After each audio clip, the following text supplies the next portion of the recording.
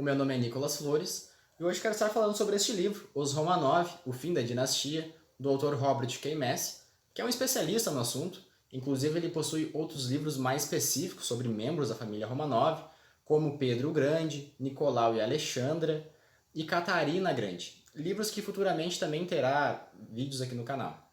Este livro é interessante porque a proposta do autor não é se focar nos assuntos mais específicos do convívio familiar ou de curiosidades sobre a família ou dos fatos que antecederam a prisão da família Romanov, mas o autor ele faz pequenas pinceladas sobre esses assuntos que despertam a nossa curiosidade e nos faz ter interesse em ler as outras obras do autor.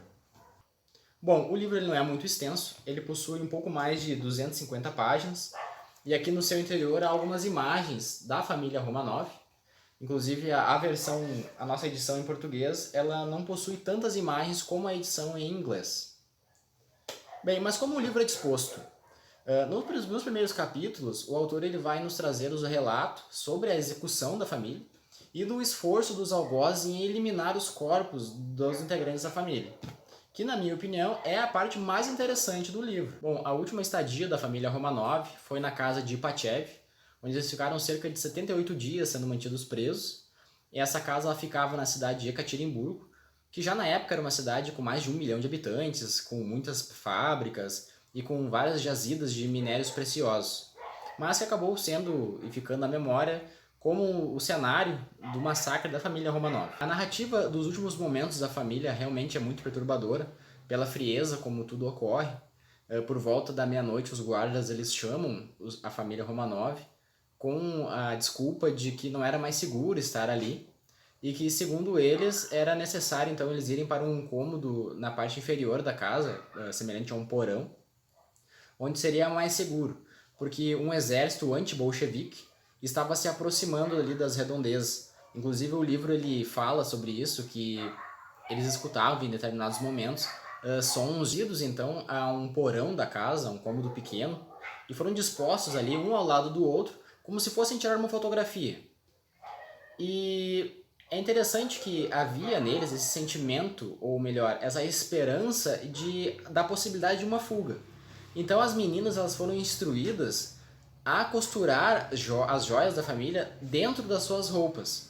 Só que isso foi um agravante, ou melhor, um complicador para a questão da execução. Porque uma vez que os soldados eles se posicionaram para alvejar a família, as balas ricocheteavam, elas não penetravam, como se fosse um colete à prova de balas. Inclusive o livro ele nos conta que depois, quando eles já haviam sido mortos, e eles foram tirar as roupas deles para queimar, eles encontraram nas roupas das meninas mais de 8 quilos de diamantes. Durante a execução, como as balas não penetravam as meninas, e aquilo despertou um ódio ainda maior nos algozes, nos guardas. Então eles começaram a desferir golpes de baioneta e, para dificultar a identificação dos corpos, eles usavam as coronhas das armas e desfiguraram os corpos. Inclusive isso vai ser depois um complicador que os peritos vão ter que fazer a reconstrução dos crânios também. Enfim, pessoal, o livro ele narra com uma grande quantidade de detalhes a questão da execução e posteriormente a ocultação dos corpos. Eles foram levados para uma parte da floresta, lá os corpos foram despidos, as roupas foram queimadas e foi quando encontraram as joias que eu já mencionei. Eles foram jogados em uma vala comum e inclusive usaram ácido na tentativa de dificultar a identificação caso esses corpos fossem encontrados. Mas enfim, a casa Ipachev, onde a família permaneceu por aqueles 78 dias, ela se tornou um museu da Revolução, um museu antirreligioso. E no segundo andar da casa havia um cômodo destinado à família Romanov e havia um dizer lá que eu quero compartilhar com vocês, que dizia o seguinte: execução de Nicolau, o assassino sanguinário, coroado, fuzilado sem formalidades burguesas, mas conforme nossos princípios democráticos.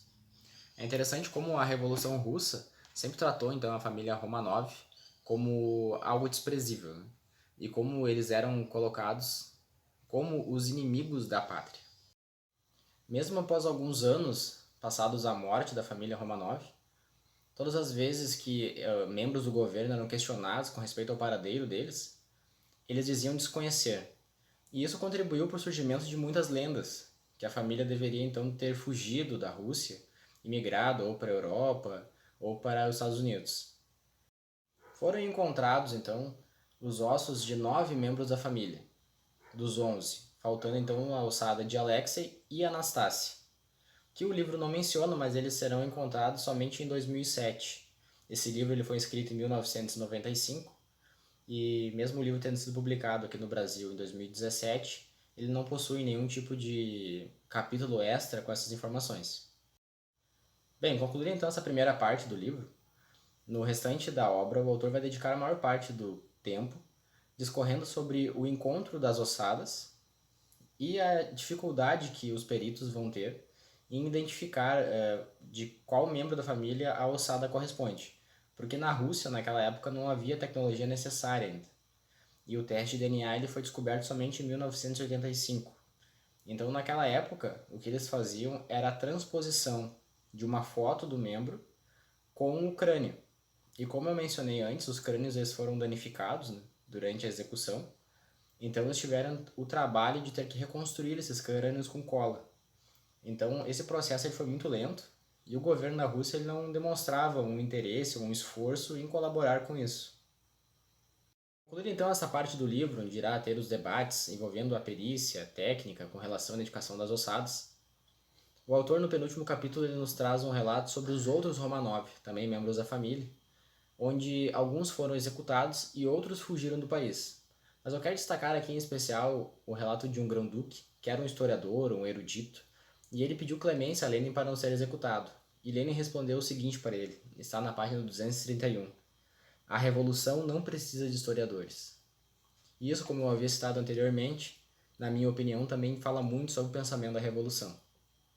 Enfim, no último capítulo, o autor irá trazer um relato mais aprofundado sobre o período que a família ficou na casa antes de ser executada na casa de Pachev. E ali irá trazer com mais detalhes alguns pontos com relação à parte íntima da família.